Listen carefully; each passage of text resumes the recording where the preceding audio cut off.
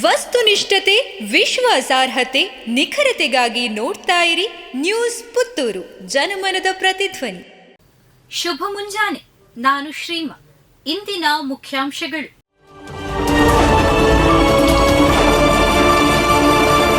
ಮಂಗಳೂರಿನಲ್ಲಿ ಮಾಲಿನ್ಯ ಪ್ರಮಾಣ ಹೆಚ್ಚಳ, ಹಸಿರು ಪೀಠದಿಂದ ನೋಟಿಸ್. ಅತಿ ಹೆಚ್ಚು ಮಾಲಿನ್ಯವಿರುವ ನಗರಗಳಲ್ಲಿ ಮಂಗಳೂರು ಕೂಡ ಸೇರಿದೆ ಎಂಬ ಆಘಾತಕಾರಿ ಅಂಶ ಹೊರಬಿದ್ದಿದೆ. ದಕ್ಷಿಣ ಭಾರತದ ಇತರ ನಗರಗಳಿಗೆ ಹೋಲಿಸಿದರೆ ಕರ್ನಾಟಕದ ಮಹಾನಗರಗಳಲ್ಲಿ ಮಾಲಿನ್ಯ ಪ್ರಮಾಣ ಹೆಚ್ಚಾಗಿದೆ ಎಂಬ ಗ್ರೀನ್ ಪೀಸ್ ಸಂಸ್ಥೆ ವರದಿ ಆಧರಿಸಿ ಕರ್ನಾಟಕ ಮಾಲಿನ್ಯ ನಿಯಂತ್ರಣ ಮಂಡಳಿಗೆ ರಾಷ್ಟ್ರೀಯ ಹಸಿರು ನ್ಯಾಯಮಂಡಳಿಯ ಪ್ರಧಾನ ಪೀಠ ನೋಟಿಸ್ ನೀಡಿದೆ. ಬೆಂಗಳೂರು, ಮೈಸೂರು ಮತ್ತು ಮಂಗಳೂರು ಕರ್ನಾಟಕದಲ್ಲಿ ಅತಿ ಹೆಚ್ಚು ಮಾಲಿನ್ಯವಿರುವ ನಗರಗಳು ಎಂದು ಗುರುತಿಸಲಾಗಿದೆ. ನರೇಂದ್ರ ಪದವಿ ಪೂರ್ವ ಕಾಲೇಜಿನಲ್ಲಿ ನವರಾತ್ರಿ ಆಚರಣೆ ಕುರಿತು ವಿಶೇಷ ಉಪನ್ಯಾಸ. ನವರಾತ್ರಿಯು ಒಂದು ಮಂಗಳಕರ ಹಿಂದೂ ಹಬ್ಬವಾಗಿದ್ದು, ಕೆಟ್ಟದ್ದರ ಮೇಲೆ ಒಳ್ಳೆಯದರ ವಿಜಯವನ್ನ ಸೂಚಿಸುತ್ತದೆ. ಶಕ್ತಿ, ಜ್ಞಾನ, ಸಂಪತ್ತು ಹೀಗೆ ಪ್ರತಿದಿನವೂ ಜೀವನದ ವಿವಿಧ ಭಾಗಗಳಲ್ಲಿ ದುರ್ಗೆಯ 9 ರೂಪಗಳನ್ನು ಸಂಕೇತಿಸುತ್ತದೆ. 9 ದಿನಗಳ ಹಬ್ಬವು ಮಹತ್ತರವಾದ ಅರ್ಥವನ್ನ ಹೊಂದಿದೆ ಮತ್ತು ದೇಶಾದ್ಯಂತ ಆಚರಿಸಲು ಸುದೀರ್ಘ ಇತಿಹಾಸವನ್ನ ಹೊಂದಿದೆ ಎಂದು ವಿವೇಕಾನಂದ ಮಹಾವಿದ್ಯಾಲಯ ಆಡಳಿತ ಮಂಡಳಿ ಸದಸ್ಯೆ ಶೋಭಾ ಸಿ ಅಡಿಗ ಹೇಳಿದರು. ನವೆಂಬರ್ 2ರಂದು ರೈ ಎಸ್ಟೇಟ್ ಚಾರಿಟೇಬಲ್ ಟ್ರಸ್ಟ್ನಿಂದ ದೀಪಾವಳಿ ಪ್ರಯುಕ್ತ ವಸ್ತ್ರ ವಿತರಣಾ ಸಮಾರಂಭ.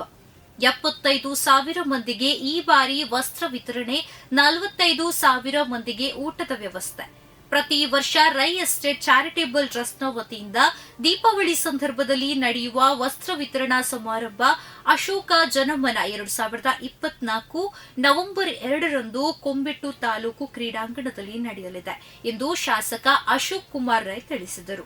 ಶುಕ್ರವಾರ ಟ್ರಸ್ಟ್ ಕಚೇರಿಯಲ್ಲಿ ನಡೆದ ಕಾರ್ಯಕ್ರಮದ ಪೂರ್ವಭಾವಿ ಸಭೆಯಲ್ಲಿ ಅವರು ಕಾರ್ಯಕ್ರಮದ ವಿವರ ನೀಡಿದರು. ಗೆಳೆಯನ ಜೊತೆಗಿದ್ದ ಯುವತಿಯನ್ನ ಅಪಹರಿಸಿ ಸಾಮೂಹಿಕ ಅತ್ಯಾಚಾರ. ಗೆಳೆಯನ ಜೊತೆಗಿದ್ದ ಯುವತಿಯನ್ನ ಅಪಹರಿಸಿ ಸಾಮೂಹಿಕ ಅತ್ಯಾಚಾರ ಎಸಗಿದ ಘಟನೆ ಮಹಾರಾಷ್ಟ್ರದ ಪುಣೆಯಲ್ಲಿ ಸಂಭವಿಸಿದೆ. ಆರೋಪಿಗಳು ತಮ್ಮನ್ನ ಮಾನವ ಹಕ್ಕುಗಳ ಕಾರ್ಯಕರ್ತರೆಂದು ಹೇಳಿಕೊಂಡು ಯುವ ಜೋಡಿಯನ್ನ ಬೆದರಿಸಿ ಯುವಕನನ್ನ ಥಳಿಸಿ ಯುವತಿಯನ್ನ ಕಾರಿನಲ್ಲಿ ಅಪಹರಿಸಿದ್ದಾರೆ. ಘಟನೆಗೆ ಸಂಬಂಧಿಸಿ ರಾಜೇಖಾನ್ ಕರೀಂ ಪಠಾಣ್ ಎಂಬಾತನನ್ನ ಪೊಲೀಸರು ಬಂಧಿಸಿದ್ದಾರೆ. ಹಸನ್ ನಸ್ರುಲ್ಲನ ಉತ್ತರಾಧಿಕಾರಿ ಒಂದೇ ವಾರದಲ್ಲಿ ಫಿನಿಶ್. ಇಸ್ರೇಲ್ ಗುರುವಾರ ಮಧ್ಯರಾತ್ರಿ ಮತ್ತೊಮ್ಮೆ ಲೆಬನಾನ್ನ ಬೇರೂತ್ ನಗರದ ಮೇಲೆ ಬಾಂಬ್ಗಳ ಸುರಿಮಳೆಗೈದಿದೆ. ಈ ಸಲ ಇಸ್ರೇಲ್ ಗುರಿ ಹಿಜ್ಬುಲ್ಲಾ ಉಗ್ರ ಸಂಘಟನೆಯ ಹೊಸ ಮುಖ್ಯಸ್ಥ ಹಾಶಿಮ್ ಸಫಿಯುದ್ದೀನ್ ಆಗಿದ್ದ.